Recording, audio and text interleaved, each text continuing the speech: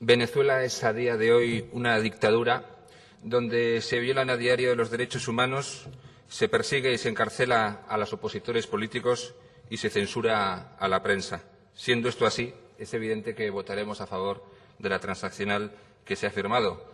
Y quienes no voten a favor de esa transaccional que hemos firmado una mayoría de grupos estarán diciendo con su voto que están a favor de que en Venezuela siga implantada una cruel dictadura. Y la situación, además, no hace sino agravarse. Ya en diciembre de 2014 el Parlamento Europeo aprobó una resolución para condenar la persecución de la oposición en Venezuela y los constantes ataques a su democracia, que poco o nada dista de la resolución aprobada después, en concreto el 12 de marzo de 2015. Estamos hablando de vulneraciones de derechos humanos, estamos hablando de falta de libertad, estamos hablando de empobrecimiento, de fuga de inversiones, de desabastecimiento de productos básicos, de inseguridad ciudadana. Venezuela es el segundo país con más homicidios del mundo, casi 25.000 en 2014. Estamos hablando de persecución de los opositores políticos democráticos, de violaciones de los derechos de libertad de expresión y manifestación y de brutal represión ejercida contra la población por parte del gobierno de esta dictadura. Estamos hablando de detención arbitraria de oponentes y opositores políticos. Estamos hablando de torturas físicas y psicológicas. Estamos hablando de tratos degradantes que sufren miles de ciudadanos. Estamos hablando de existencia de censura en los medios de comunicación y páginas web, del uso de la brutal violencia represiva contra los manifestantes. Estamos hablando de falta de independencia judicial, de corrupción absolutamente impune. Recientemente se prohibió la salida del país a directivos de los medios de comunicación. El propio presidente de la Asamblea Nacional lo confesó en un programa de televisión. Se han producido 155.788 asesinatos desde 1999. Se han producido 468 muertes violentas en mayo en Distrito Capital. La cifra, además, representa un incremento del 11% con respecto al total de muertes violentas de mayo en 2014. En promedio, fueron llevados a la morgue 15 cadáveres todos los días del mes de mayo. La mayoría fueron casos de homicidio, aunque también hubo algunas por accidentes, suicidios y causas por determinar. Estamos hablando de una situación de pobreza que hace la vida imposible a miles de venezolanos. En las últimas cifras oficiales difundidas, que corresponde al año 2013, la pobreza se había incrementado en un 6,7%, lo que significó que un total de 416.326 hogares se incorporaron a la gran población de pobres que padecen a diario la exclusión social. En 2014, la tasa de inflación general fue del 68% y en el sector de los alimentos del 100%. Las proyecciones económicas para 2015 sostienen que la inflación general superará el 100%. Hablamos de una severa disminución de ingresos públicos, de dependencia de importaciones para cubrir necesidades básicas, creciente devaluación de la moneda que genera elevados índices de inflación, de tendencias, aunque son más que tendencias antidemocráticas y autoritarias, expresadas en la negativa del Estado a un diálogo plural y democrático con todos los sectores de la sociedad venezolana.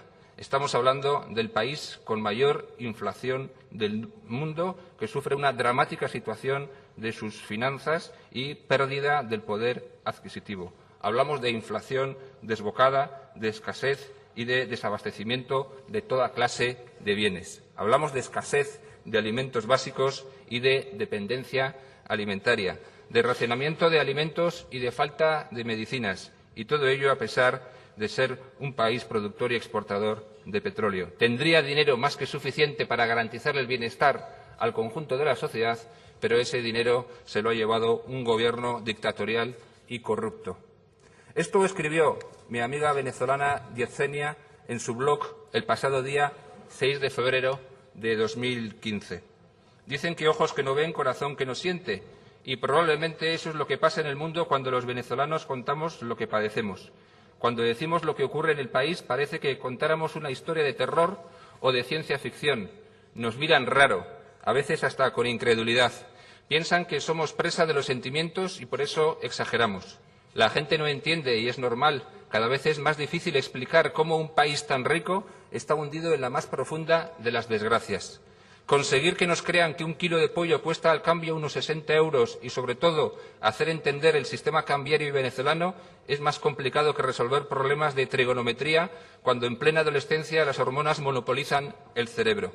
Y si a eso le sumamos el alto nivel de represión a los medios de comunicación que aún no han sido cerrados ni comprados por el régimen chavista madurista, donde cualquier ciudadano puede ser encarcelado por el simple hecho de fotografiar una de las humillantes colas para comprar comida, mientras que los efectos al régimen se autocensuran mostrando un mundo bonito y multicolor como si Venezuela fuera el escenario de un cuento de hadas, la cuestión se convierte en misión imposible. Las fotos que circulan por la red requieren ser revisadas una y otra vez para poder asegurarnos de su autenticidad. Y si no hay forma de comprobarlas o no vienen de una fuente de confianza, es mejor no difundirlas. Este miércoles, aprovechando la ausencia de sus hijos y en compañía de una amiga, mi mamá se fue a hacer eso que mis hermanos intentamos evitarle a toda costa: hacer una cola de muchas horas para comprar comida. En mi familia creemos que la mejor forma de compensar a nuestros viejos el habernos cuidado hasta convertirnos en personas de bien es ahorrarles cualquier tipo de penurias. Sin embargo, en esa familia manda una señora que no está acostumbrada a quedarse de brazos cruzados y mucho menos a obedecer a sus hijos. Bueno, ¿cuál madre lo hace? ¿Quién puede decirle a una sexagenaria que no haga cola para ver si encuentra leche para sus nietos?